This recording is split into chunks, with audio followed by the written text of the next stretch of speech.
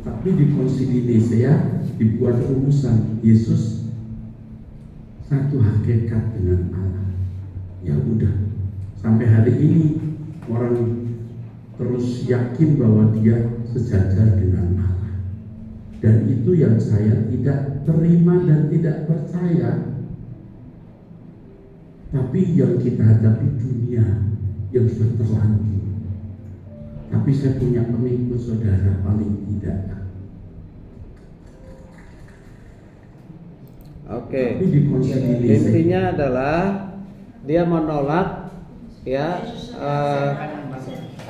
menolak apa? Yesus setara dengan Bapa. Itu intinya. Minggu lalu waktu 2 minggu terakhir saya sudah sampaikan apa? Bahwa ada setara. Bapa, Anak dan Roh Kudus adalah setara. Ya, kalau dia bilang tadi tidak setara. Ya, setara. Kalau Yesus pribadi kedua itu tidak setara, maka dia bukan Allah. Karena Tuhan itu harus setara. Ya, setara. Oke, satu lagi kita dengar satu lagi ya. Silakan.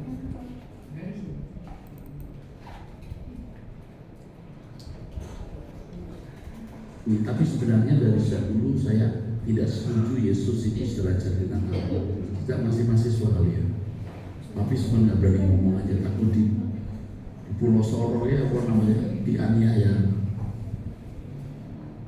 Ya, dibilang dari sejak dulu saya tidak setuju bahwa Yesus itu setara dengan Allah. Jadi menolak kesetaraan itu. Ngeri ya. Ya, ngeri ajaran ini ya. Ada beberapa lagi di sana, ya sini dengarkan ini. Mengatakan Yesus itu bukan Tuhan. Apakah saudara harus menghormati Yesus dengan mengakui dia adalah Allah?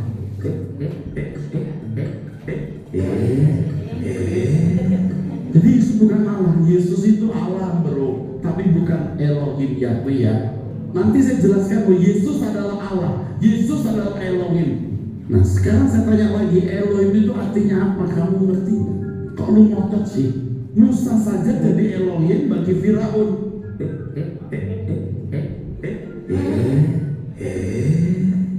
Jadi Yesus Allah Pak? Iya. Terus salah seorang mahasiswa S3 yang terganggu jiwanya karena saya beritahu ini, lalu berkata, terima kasih Pak, saya terhibur Bapak bilang Yesus adalah Allah. Loh, ya iyalah, masa saya nggak bilang Yesus itu bukan Allah? Ada lagi yang berkata, hati-hati Pak Eras, jangan sampai diperkarakan karena tidak menyebut Yesus Tuhan. Loh, nggak dengar saya ngomong. Yesus itu Tuhan satu-satunya lagi. Kalau mau bicara dia satu-satunya Tuhan, artinya apa? Dia yang menerima segala kuasa. Jadi dia Allah Pak, amin. Tapi bukan Allah Bapa. Dia Tuhan Pak, dia Tuhan.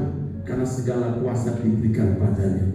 Lihatlah anak domba Allah yang menghapus dosa dunia. Dia tidak berkata lihatlah Allah, enggak, anak domba Allah.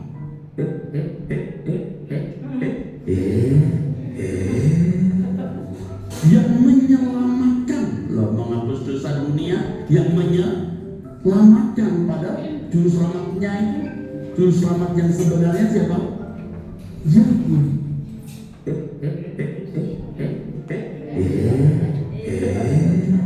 Jadi sangat jelas bahwa Yohanes Pembaptis sebagai saksi yang benar menyatakan bahwa Yesus anak domba Allah. Yesus bukan Elohim Yahweh, bukan Allah sendiri, ya, tetapi Yesus itu adalah anak Allah yang mengenakan firman, mengenakan logos.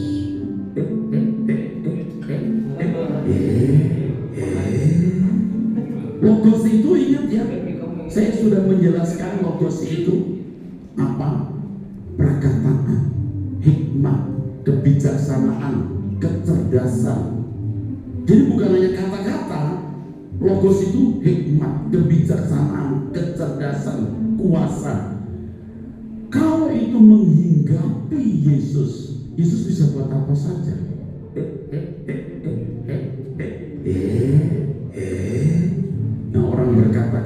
dia manusia, kenapa dia bisa meneduhkan gelombang laut, menyembuhkan orang sakit, membangkitkan orang mati? Bisa, karena Allah yang mengerjakan. Yesus berkata, kamu pun akan mengerjakan pekerjaan-pekerjaan yang kulakukan, bahkan lebih besar. Mengapa? Karena Bapa yang mengerjakan.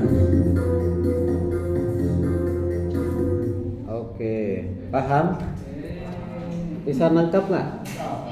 Jadi satu sisi dikatakan Yesus itu adalah Allah, tapi bukan Allah Elohim. Jadi yang Allah itu adalah hanya Elohim. Nanti akan kita belajar apakah benar demikian. Untuk sebutan kepada Yesus itu dalam perjanjian lama justru menyebut dia Elohim, ya Elohim. Nanti kita lihat tuh dari kata bahasa Ibrani ke bahasa Yunaninya. Kemudian tadi dikatakan Yesus itu bukan Allah, ya kan? Nah, jadi yang terakhir ya, Yesus bukan Allah, dia hanya anak Allah yang dikenakan logos. Ya, artinya waktu Yesus lahir itu dia bukan Allah, dia hanya manusia biasa. Hanya diberikan apa? Dikatakan diberikan apa? Logos. Nah, kapan itu diberikan logos? Ada juga video berikutnya nanti. Kapan Yesus menerima logos itu? Yesus menerima logos itu setelah dibaptis di Sungai Yordan. Ya, berarti sebelum dibaptis Yesus itu tidak memiliki logos. Logos itu sampai kapan? Sampai kapan ada pada Yesus? Sampai kematiannya. Setelah kematiannya logos itu sudah diambil oleh Bapa, ditelanjangi, diambil, bahkan lebih sadis lagi omongannya, dibunuh oleh Bapa. Itu ya. Nah, dibunuh. Jadi Yesus benar-benar kosong. Ya, jadi setelah Yesus bangkit, dikembalikan lagi logos itu. Gitu. Jadi ada selah di mana Yesus itu bukan Tuhan. Di mana? Mulai dari lahir sebelum baptis. Jadi bukan Tuhan, dia manusia biasa. Makanya nggak penting belajar tentang Yesus di usia itu. Apalagi usia anak-anak, nggak ada pentingnya kata dia begitu. Ada video berikutnya kan. Nah, pentingnya pada saat dia setelah dibaptis, disitulah dia diproklamasikan, diwisuda menjadi anak Allah, ya anak Allah. Apakah sebutan anak Allah itu ada hanya pada saat baptisan? Tidak. Waktu dia belum masih dikandung aja sudah dikatakan anak Allah. Bahkan perjanjian lama jauh sebelum inkarnasi sudah dipanggil sebagai anak Allah, anak manusia, ya kan? Di kitab Daniel, nubuatan Daniel disebut sebagai anak manusia. Nanti kita lihat tuh ya. Nah, kemudian anak Allah dan yang lain sebagainya. Ini luar biasa ya. Oke, ini mantan dosennya siapa ini yang baru pindah dari sana itu? Pernah ngajar nggak di kelas? Erastus mengajar nggak di kelas? Mengajar apa? Pengajaran Dasar kebenaran Injil, bukan kristologi. Kalau tentang Injil boleh aja, tapi kalau kristologi ya janganlah, itu bahaya sekali. Oke, baik. Tadi kita lanjutkan ya. Materi hari ini adalah bagaimana kalian bisa mencari pembuktian bahwa Yesus itu adalah Tuhan, atau menemukan pembuktian bahwa Yesus itu adalah Tuhan. Ya, jadi kemarin sudah pandangan-pandangan yang keliru, pandangan-pandangan sesat. Sekarang kita lanjutkan dengan pandangan yang benar. Ya, pandangan yang benar sesuai dengan Alkitab. Ya, sesuai dengan Alkitab. Oke.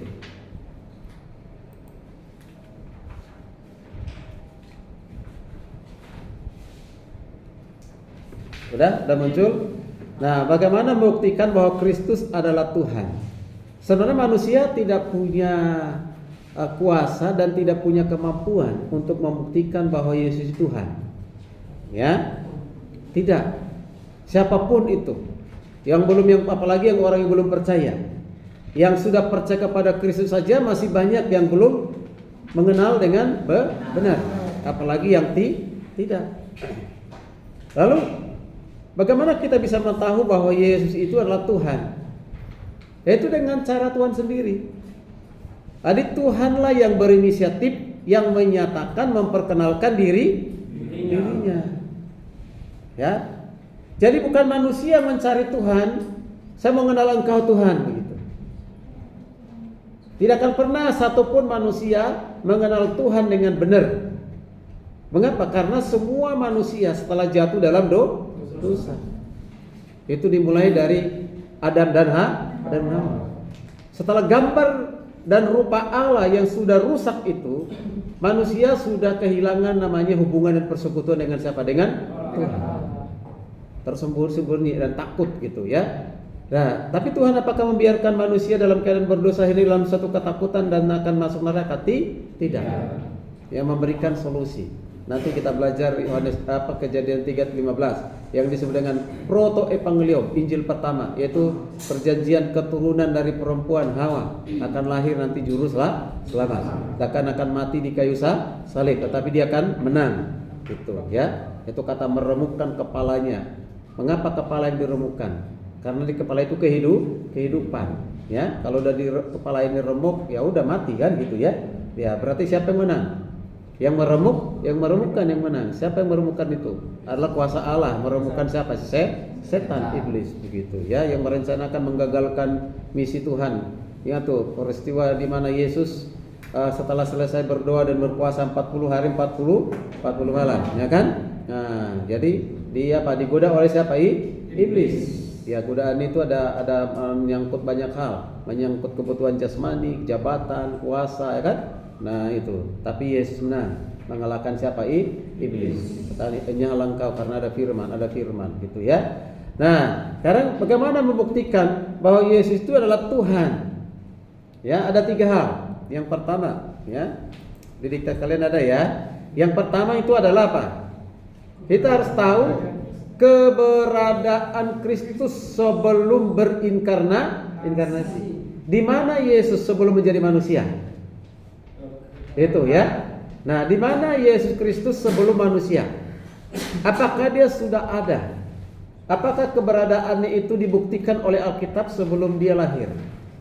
Perhatikan baik-baik ya. Nah, ini sentral iman Kristen, jadi harus kuat di pemahaman seperti itu. Kalau enggak kalian nanti disesatkan, bahkan bisa menjadi orang-orang mualaf kalian, ya. Kalau enggak tahu berapologet tentang kristologi, ya, saya kasih pertanyaan kemarin aja kalian enggak bisa jawab. Yesus berteriak-teriak di kayu salib. Siapa yang berteriak itu? Ya, Allahnya atau kemanusiaannya? Manusianya. Ya. Nah, itu. Oke, jadi yang kedua adalah harus pahami sifat keilahian Kristus. Pahami sifat keilahian Kristus ada nggak pada Bapa, ada nggak pada Roh Kudus, ada nggak pada Yesus? Itu harus dipahami. Namanya sifat keilahian itu ya Maha Tahu, Maha Hadir, Maha Kuasa, ya kudus, suci, kekal. Nah itu namanya sifat. Bahkan karya-karyanya, karya yang tidak mungkin dikerjakan oleh ciptaan, tapi hanya mungkin dilakukan oleh siapa? Oleh siapa? Oh ini nggak nyambung ini kalian ini, ikuti dong, ya. Oleh siapa? Oleh Allah. Nah, 2 minggu lalu saya sudah sampaikan bahwa salah satu ayat Alkitab, ya, pembuktian bahwa Yesus itu ikut dalam penciptaan, ya, penciptaan. Oke, baru yang berikutnya adalah yang ketiga, inkarnasi Kristus. Yaitu Yesus firman yang telah menjadi manusia. Ya, firman yang telah menjadi manusia di Yohanes 1 dan juga nanti kita lihat dari kitab-kitab yang lainnya. Itu harus. Jadi tidak bisa melihat Yesus itu dari sisi manusianya saja. Akan sesat. Ya. Mengapa banyak orang menolak Yesus Tuhan sampai sekarang ini? Karena mereka lebih condong, lebih sering menekankan melihat dari sisi kemanusiaan, tidak mampu melihat dari sisi keilahian. Dan sebaliknya, pribadi yang kedua Yesus Kristus itu yang punya dua punya sifat. Sifatnya apa? Insani dan apa tadi kemarin?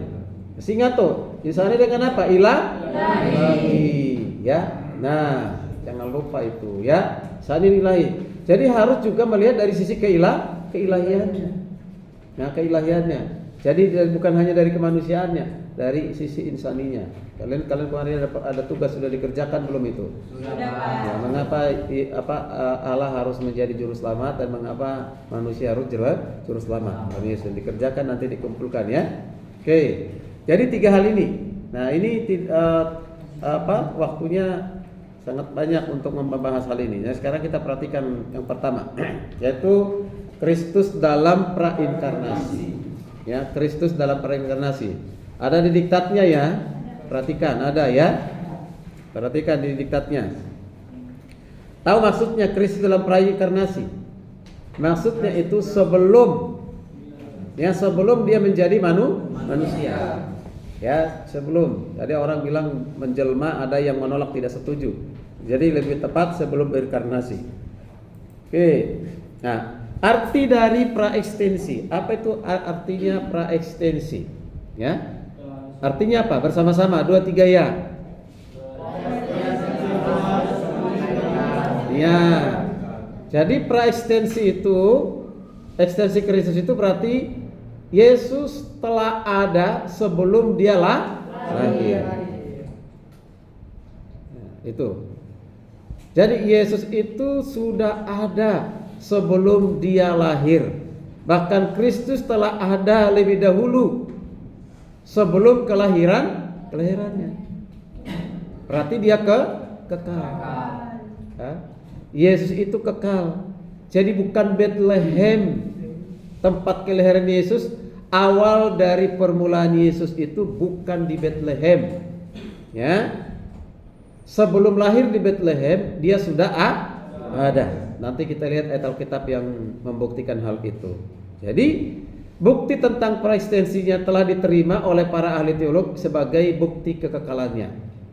Jadi karena Yesus sudah ada sebelum segala sesuatu ada, bahkan sebelum dia lahir, berarti Yesus itu memiliki salah satu sifat yang dimiliki oleh Allah, dimiliki oleh siapa? Yesus, yaitu sifat yang kekal. Paham? Ini harus paham ini. Ini salah satu bukti yang kuat untuk berapologet bahwa Yesus Tuhan. Harus dilihat, dimengerti sebelum dia menjadi manusia atau sebelum datang ke dunia. Oke, sekarang mengapa penting praekstensi? Apa pentingnya? Ya, mengapa penting praekstensi itu? Yang pertama adalah pada kelahiran. Pertama apa? Pada kelahiran. Yang kelahiran. Yuk baca bersama-sama 2 3 ya. Jika Yesus menjadi ada ketika dilahirkan, maka Allah Tritunggal yang kekal. Mengerti maksudnya? Kalau Kristus ada, baru ada saat dia lahir, ya. Saat dia lahir, berarti sebelum lahir dia tidak ada. Maka nggak ada namanya konsep Tritunggal. Yang ada hanya Duitunggal, yaitu siapa? Bapa dan Roh Kudus. Dan dalam Alkitab tidak ada konsep itu. Ya. Bapa itu kekal, Yesus itu kekal, Roh Kudus itu kekal. Ada tiga-tiganya dalam kekekalan. Tapi lagi-lagi jangan di pikiranmu itu tiga itu perhitungan matematika ya. Nah 1, 2, 3 dilihat dengan 3, tidak demikian. Nah inilah keunikan Tuhan yang hebat dan luar biasa itu ya. Oke, nah itu yang pertama. Paham? Ya, paham ya. Yang kedua, nah kalau Yesus ada pada saat kelahiran, maka dia bukan Allah. Ayo baca bersama-sama 2 3 ya. Jika Kristus tidak pernah ada sebelumnya, maka ia bukanlah Allah, karena salah satu gelarnya ialah Allah yang kekal. Jadi kalau Yesus ada, hanya ada pada saat dia lahir, dia baru ada, belum ada sebelum dia lahir, dia bukan Allah. Paham? Bukan Allah. Mengapa? Karena salah satu sifat yang dimiliki oleh Allah itu apa? Kekal. Apa itu kekal? Apa itu kekal? Ya? Apa itu kekal? Yang kalian tahu apa pengertian kekal apa? Hah? Tidak ada awal, tidak ada akhir. Alfa Omega. Terus apa lagi? Ya? Apa lagi? Terus menerus ada. Itu namanya kekal. Nah kekekalannya itu dari mana didapatkan? Itu bukan dari mana-mana. Dan itu memang sudah ada pada sifat Allah waktu Allah ada. Nah, kalian belajar teologi proper. Nah, apa teologi proper ya? Sudah ya? Ya, kapan Allah ada? Kapan Allah ada? Hah? Kapan ada? Kapan? Sebelum segala sesuatu ada, dia sudah ada. Oke, sekarang pertanyaan, sebelum segala sesuatu dia sudah ada, lalu pada saat segala sesuatu dia ada, dia bersumber dari mana? Ada dari mana? Namanya juga Hah? Ya, Allah tidak ada yang menyebabkan. Dia sudah ada dengan sendiri. Bahkan dia penyebab dari segala sesuatu. Jadi jangan cari kapan ada Allah, ya tanggal berapa, abad berapa. Dia tidak kenal waktu. Ya, waktu itu hanya berlaku buat siapa? Manusia. Ya manusia. Oke, yang ketiga. Ya. Nah, kalau Yesus itu ada pada saat dia lahir, maka Yesus itu pembohong. Ya, coba baca bersama-sama. jika kita pernah ada sebelumnya, maka ia bohong, dia telah mengaku demikian. Ya, mengapa? Karena Yesus seringkali membuat suatu pernyataan. Kata-kata ya, sebelum Abraham ada, aku telah ada. Bahkan Yesus menyatakan dirinya turun dari surga. Ya. Jadi yang datang dari surga. Nah, banyak pernyataan-pernyataan Yesus yang mengatakan demikian. Nah, kalau dia ada pada saat dia lahir saja, berarti berbohong. Tapi Yesus berbohong tidak? Tidak. Jadi memang asalnya Yesus itu bukan dari dunia ini. Nanti kita lihat asalnya dari mana? Dari surga. Nah, kalau dia dari surga berarti dari sumber yang apa? Dari mana? Sumber yang kekal. Ya, kekal. Jadi harus kita tolak yang perkatakan Yesus ada pada saat lahir sebagai ilahi. Ya, ilahi. Ya, ilahi ya. Kalau manusia ya memang ya setelah dia lahir di Bethlehem. Dia belum pernah menjadi manusia, tapi nanti dalam perjanjian lama nanti akan belajar. Pernahkah Yesus hadir sebagai manusia? Pernah kalian belajar Yesus pernah hadir sebagai manusia di perjanjian lama? Pernah. Nanti akan kita belajar itu. Tapi itu bukan inkarnasi yang permanen, bukan inkarnasi seperti dia lahir, ya besar, mati dan bangkit, bukan. Hanya sementara waktu. Nanti tunggu ya, itu waktu pertemuan dengan siapa? Peristiwa pertemuan dengan Abraham. Ya, Abraham. Dan juga siapa? Ya, Yakob di sungai Yabok. Waktu berapa? Bergulat. Ya. Dengan siapa si Yakob itu bergulat itu? Ya. Kalau dengan roh bisa nggak bergulat dengan roh? Nggak bisa. Itu bergulat dengan apa? Manusia. Tapi hanya manusia untuk sementara waktu. Itu disebut nanti belajar antropomorfe. Nanti ada materi untuk itu, ya. Oke. Sekarang kita lihat beberapa bukti, ya, tentang keberadaan Yesus dalam perjanjian baru. Ya, sebelum dia dilahirkan, Yesus itu ada di mana? Ya. Yohanes 1 ayat 1. Coba dibaca Yohanes 1 ayat 1. Yohanes 1 ayat 1, satu orang baca.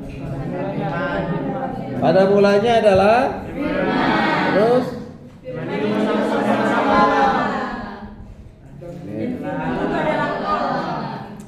ya, seperti saya baca dengan yang terjemahan baru ya, ada bedanya sedikit. Ya, baca punya kalian, buka 2-3 ya. Pada mulanya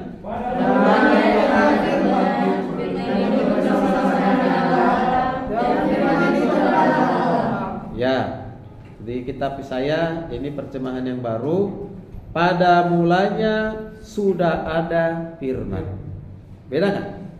Beda ya. Pada mulanya sudah ada firman.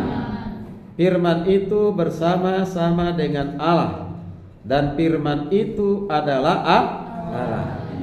Jadi ada kata pada mulanya sudah ada firman, dan firman itu adalah Allah.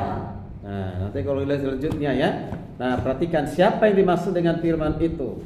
Itu disebut dengan logos ya. Nah, kata yang digunakan ini pada mulanya adalah firman. Ini kata Yunani yang digunakan kata hen. Kalau bahasa Inggrisnya apa? Was ya, hen. Ini dalam bentuk tense imperfect yang menekankan keberadaannya terus menerus, ya, keberadaannya terus menerus. Jadi waktu lampau dan waktu lampau itu diterjemahkan waktu lampau. Nah, pada mulanya adalah firman yang terus menerus ada. Perhatikan ya. Jadi firman itu tidak pernah tidak ada. Firman itu tidak pernah mendadak ada. Ya. Firman itu tidak pernah berhenti ada. Tidak. Firman itu ada secara terus menerus. Paham?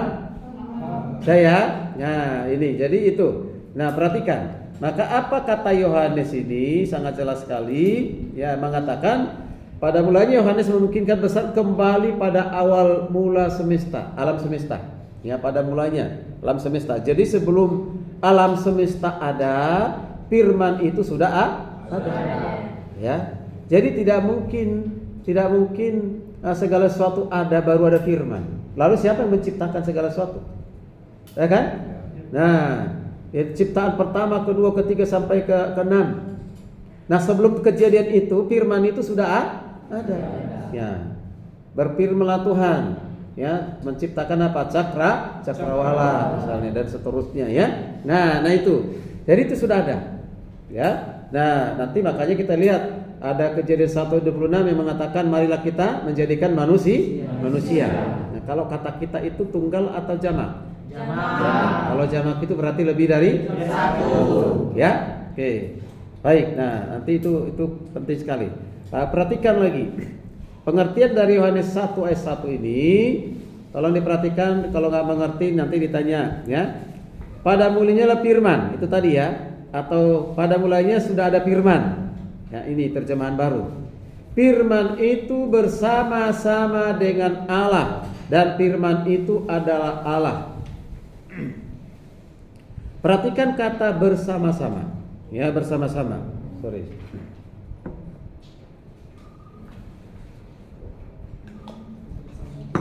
Perhatikan ada kata bersama. Dalam bahasa Yunaninya itu adalah eimi. Apa? Eimi. Sekali lagi. Eimi. Apa artinya eimi? Ada.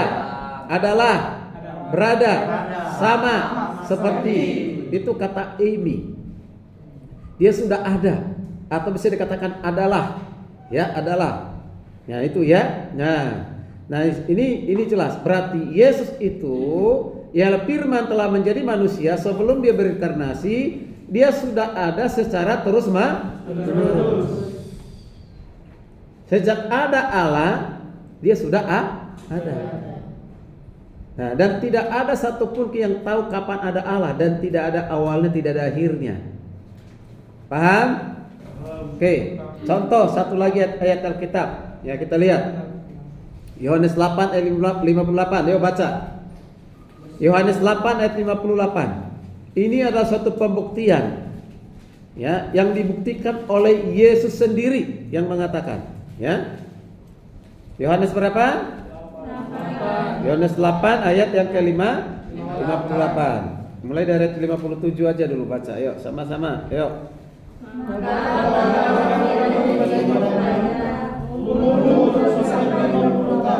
Dalam pengalaman dengan Abraham, kata Yesus kepada mereka, Aku berkata kepadamu, sesungguhnya sebelum Abraham menjadi, Aku telah ada. Ya. Terus ayat 59, baca.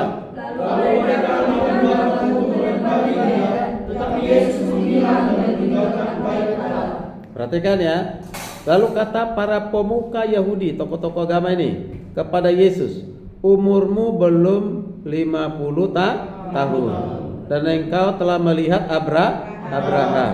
Nah, ini karena dikatakan dia sebelumnya itu. Nah, secara logikanya manusia, ya, apa yang dipikirkan mereka itu betul.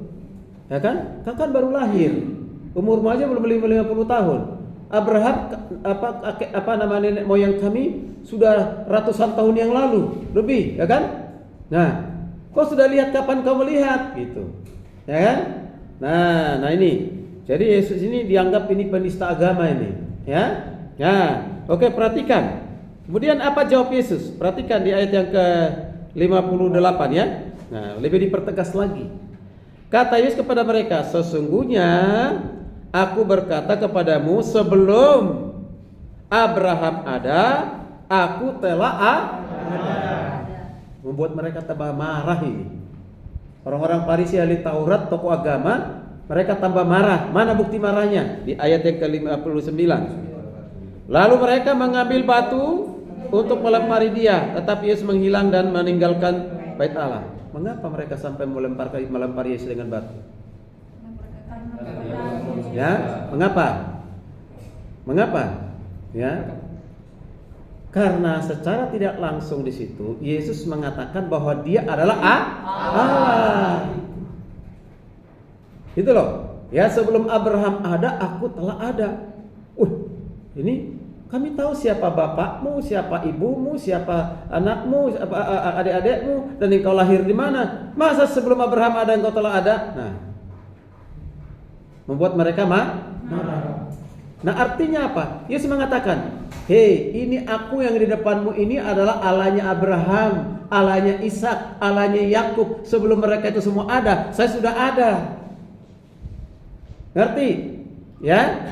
Nah itu maksudnya. Ya, jadi meskipun Abraham 2000 tahun sebelum Kristus lahir, ia mengatakan sebelum Abraham lahir atau sebelum Abraham ada, dia telah ada.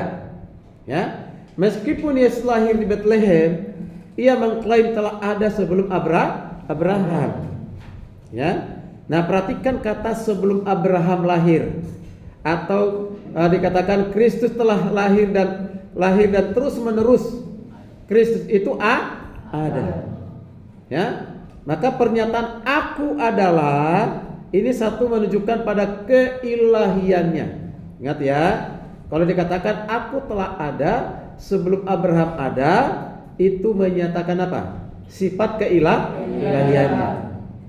Bukan sifat kemanusiaannya, tetapi yang di otaknya orang Farisi itu ahli Taurat, bahkan juga orang-orang sekarang ini, yang di otaknya, di pikirannya apa? Kemanusiaan. Nah, ya. Nah ini. Jadi sekaligus ini mau menunjukkan kesetaraannya dengan Allah. Itu yang dikatakan aku ada sebelum Abraham ada. Yang pertama menyatakan dirinya Allah. Yang kedua menyatakan bahwa dirinya sudah ada sebelum segala sesuatu ada. Atau dia sudah ada secara terus menerus. Maka kata aku ini merujuk sesuai dengan Keluaran 3:14. Coba kita baca. Keluaran 3:14, mundur. Kalau ayat-ayat seperti ini langsung ditandain ya di Alkitabnya ya. Ya, langsung ditandain. Oke. Keluaran berapa? 3. Ya, 3. Ayatnya yang ke-14. Oke, baca bersama-sama. 2, 3 ya. Aku adalah aku, lagi firman-Nya. Beginilah katakan kepada orang Israel, akulah aku telah mengutus aku kepadamu. Oke, jadi jelas di sini kalau kita perhatikan Keluaran 3 ayat 14-nya dikatakan apa tadi? Dikatakan firman Allah kepada siapa? Musa. Aku adalah aku. Lagi firman-Nya, beginilah aku katakan kepada orang Israel, aku adalah aku telah mengutus aku padamu. Dan ini ketika Musa dipanggil, diutus untuk memimpin bangsa Israel, untuk membebaskan bangsa Israel dari Mesir. Nah, kalau mereka nanti bertanya, siapakah engkau? Yesus mengatakan, Tuhan mengatakan apa? Aku adalah aku, ego eimi. Ya, ego eimi. Ini menunjukkan kepada pribadi Yesus Kristus yang adalah aku. Ya, itu adalah Allah tadi yang disebut dengan Allah Elohim. Ya, Allah apa? Elohim. Maka kita tolaklah ya, yang mengatakan Yesus bukan Elohim. Yesus itu adalah Elohim. Ya, nanti akan diajarkan itu dari kata Eloah dan Im. Catat kata Eloah dan Im. Ya, Eloah itu adalah satu, tunggal, ya, yaitu Esa. Jadi kita menyembah Allah yang Esa, satu, bukan tiga. Lalu kata im itu menunjukkan jamak, ya, apa? Jamak. Berarti memiliki ya pribadi lebih dari satu, tapi jangan lebih dari tiga. Tidak ada kita mengajarkan begitu. Hanya tiga pribadi. Siapa dia? Bapa, Anak, dan Roh Kudus. Nah, hari ini kita belajar pribadi yang kedua. Siapa? Yesus. Ya, Yesus. Jadi ketika dikatakan aku adalah aku, ego eimi, ada bahasa Ibrani sebenarnya saya lupa. Apa gitu ya? Itu aku adalah aku. Itu menunjukkan pribadi adalah siapa? Yesus. Ya, Yesus. Ya. Paham? Ya, kalau kalian misalnya nih, kalau satu guru bahasa Inggris apa? Satu guru. Teacher.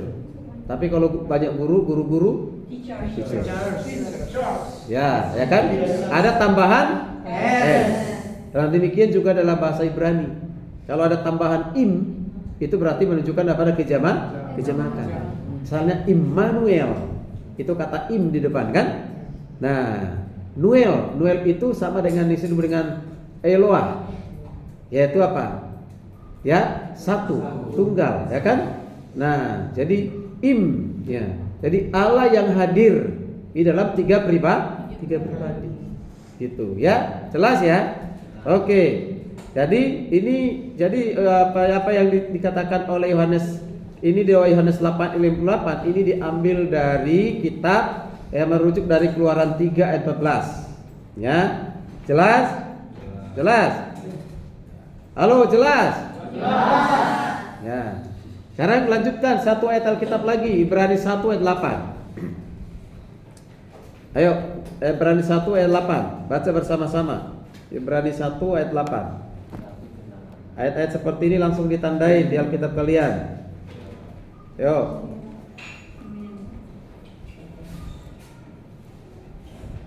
Sudah? Baca bersama-sama 2 3 ya.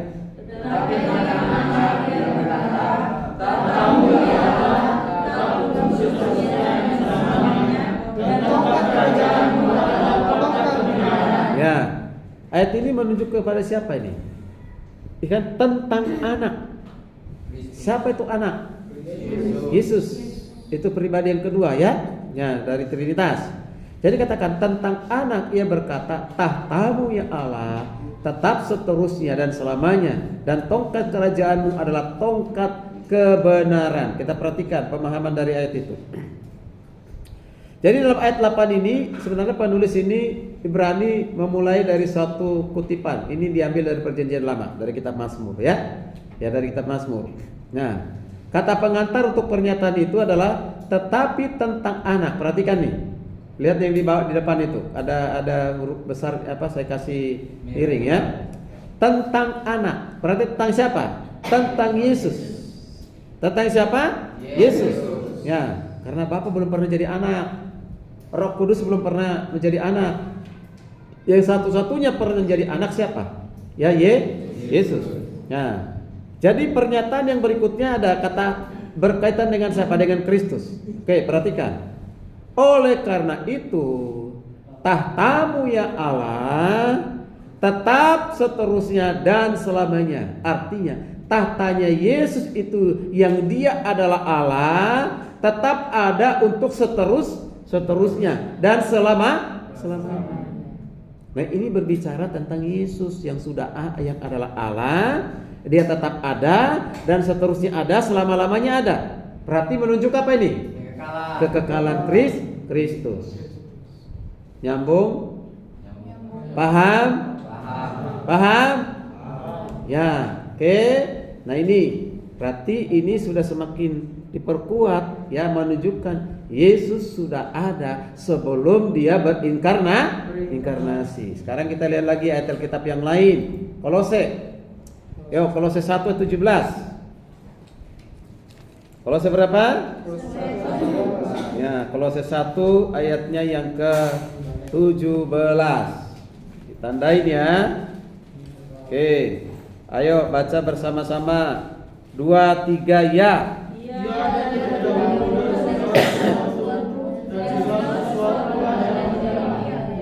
Oke, perhatikan ya. Kalau di saya kan nih, ia ada terlebih dahulu daripada segala sesuatu. Ia ada terlebih dahulu dari segala sesuatu, dan segala sesuatu menyatu dalam Dia. Ya, perhatikan ya. Jadi sebelum segala sesuatu ada, Alkitab mengatakan Yesus sudah ada. Jadi Paulus mengatakan ia yang adalah Kristus ada terlebih dahulu dari segala sesuatu, dan segala sesuatu ada di dalam Dia. Ya, dalam Dia. Ini menekankan apa ini? Kekekalan. Artinya dia sudah ada sebelum segala sesuatu ada, dia ada secara terus menerus. Jadi menggunakan tensi yang masa lampau, sekarang, dan selama-lamanya. Dia sudah ada. Ya, jelas? Nanti kalau baca lagi nanti di ayat yang ke-16, nah itu sifat keilahiannya.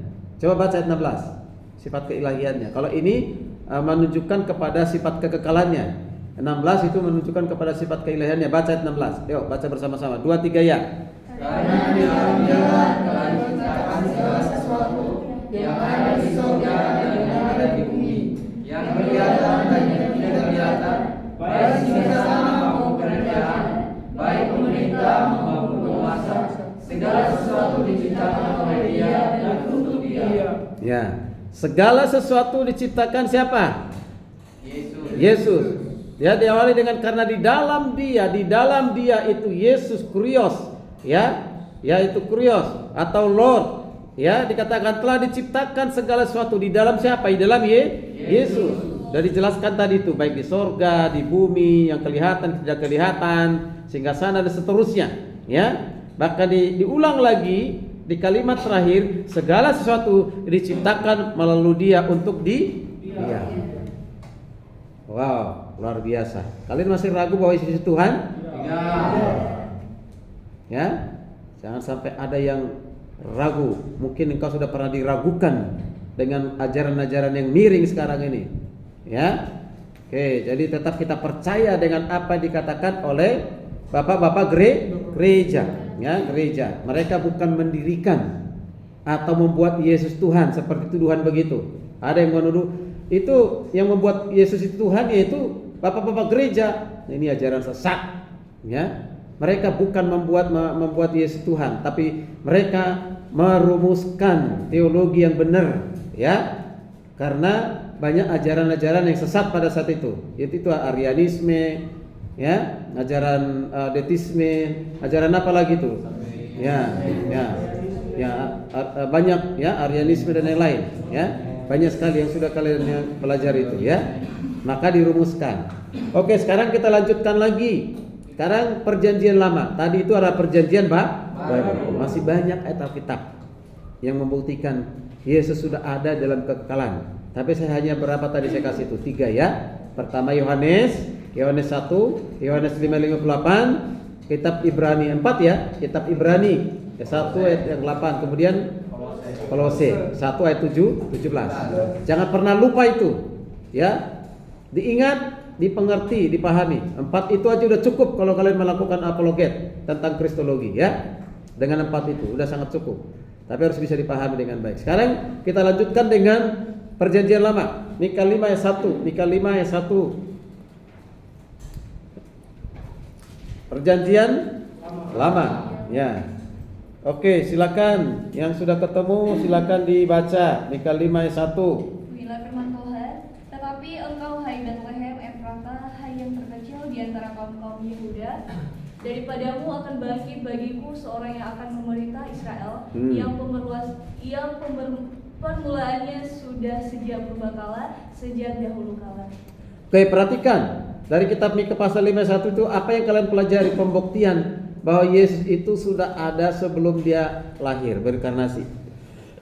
Perhatikan, di situ ada pernyataan yang permulaannya sudah sejak purbakala. Diulangi lagi, sejak dahulu kala. Ada sejak purbakala, ada kata dahulu kala. Ingat, kalau kalian belajar tentang manusia, ya ada manusia purba. Kalau dikatakan manusia purba berarti manusia zaman dulu. Yang ada orang mengajarkan misalnya apa itu? Teori evolusi. Dari apa? Dari monyet berubah jadi manusia. Nah, itu ajaran yang nggak benar itu. Ya. Nah itu ya. Jadi jangan kalian dibilang kalian ini mirip monyet atau mirip orang.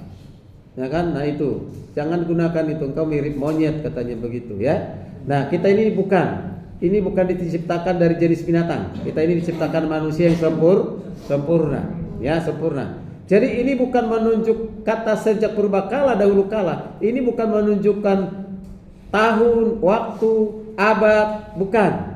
Ya, atau zaman. Ini kata sejak purbakala dahulu kala. Kata yang digunakan dalam bahasa Ibrani apa? Kata olam. Kata apa? Olam. Ya, olam itu artinya apa? Kekal. Ya, kekal. Jadi meskipun Yesus dilahirkan di Bethlehem menurut nubuatan ayat ini, namun waktu itu bukanlah permulaannya. Jadi bukan kelahirannya di Bethlehem itu permulaan keberadaan Yesus. Bukan. Kapan adanya berarti sejak kala dia sudah ada di dalam kekekalan. Karena menggunakan kata apa? Olam. Jadi sejak dahulu kala. Jelas? Paham? Yuk kita lanjut. Yesaya 9:5 ayat yang lain. Oke. Sekarang lihat Yesaya 9:5, coba baca Yesaya 9:5. Ini yang sering kalau kalian Natal baca ayat ini ya.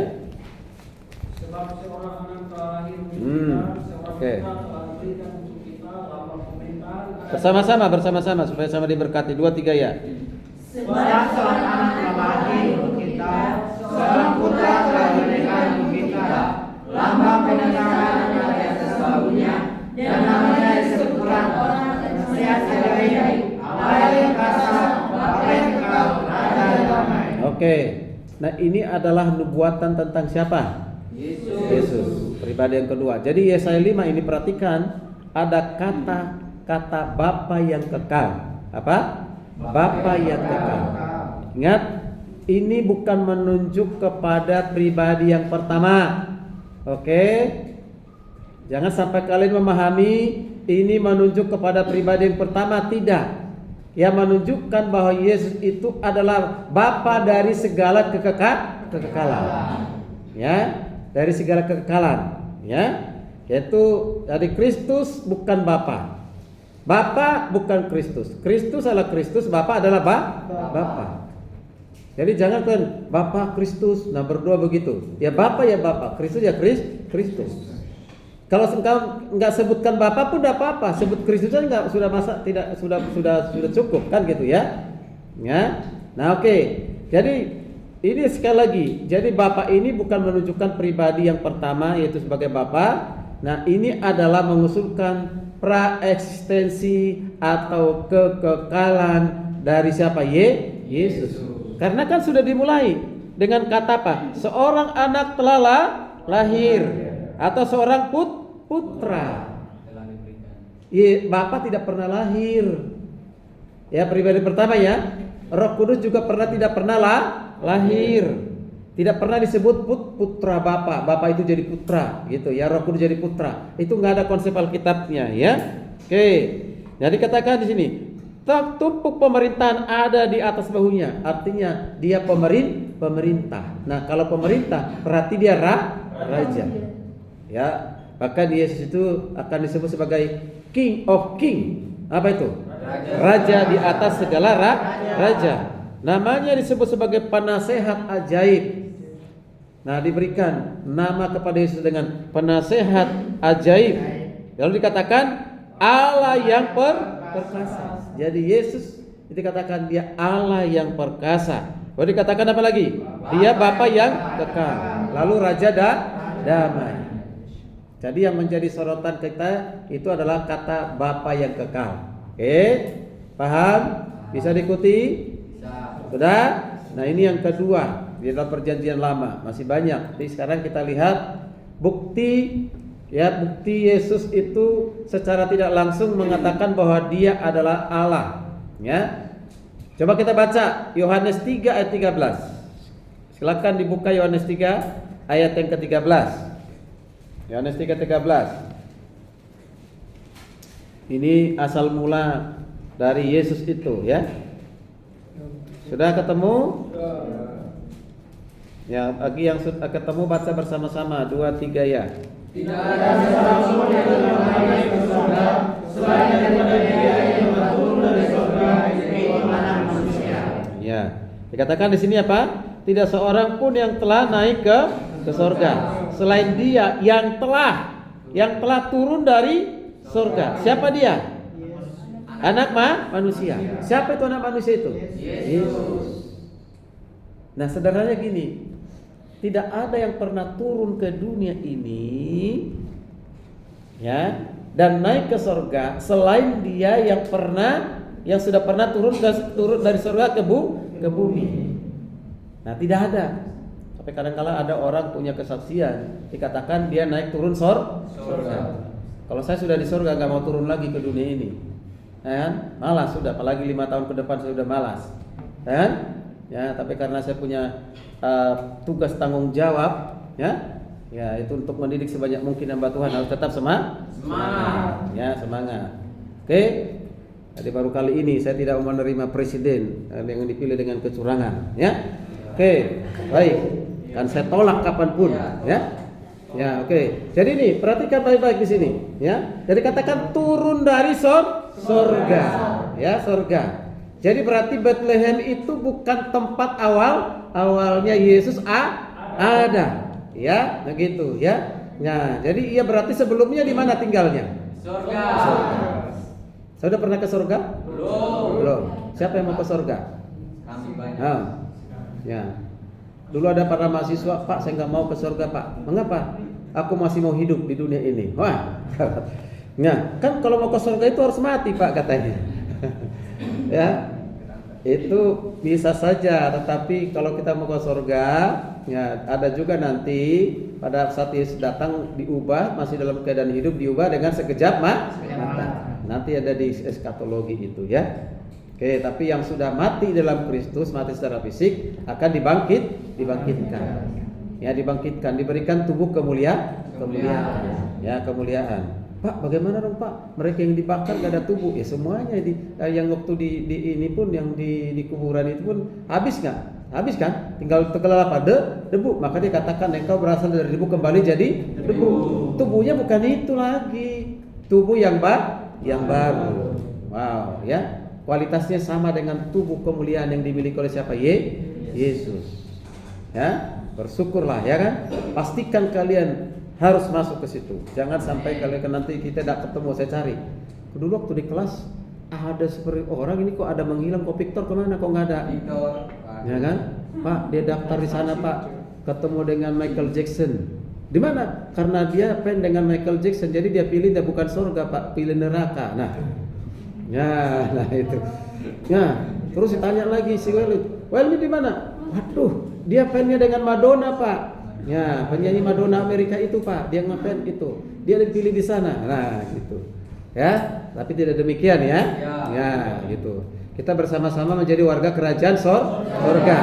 Akan masuk ke mana? Langit dan bumi baru, ya, bumi baru. Ya, pastikan kalian masuk ke situ. Coba baca dulu Yohanes 6 ayat 38. Yohanes 6 ayat 38. Yohanes 6 ayat 38. Saya sudah sampaikan ya, udah berulang-ulang kalau di kelas itu jangan gunakan handphone. Gunakan apa? Alkitab supaya ditandain, ya. Oke. Sudah baca ya bersama-sama 38. Baca. Yuk, 2 3 ya. Sebab aku telah turun dari surga bukan untuk melakukan kehendakku, tetapi untuk melakukan kehendak Dia yang telah aku. Perhatikan, ya. Dikatakan apa di situ udah jelas, melakukan kehendak Dia yang telah mengutus aku. Siapa yang mengutus Yesus? Bapa. Ya, diutus, ya. Oke, tapi perhatikan juga ada pemahaman orang begini. Bapa yang mengutus Yesus.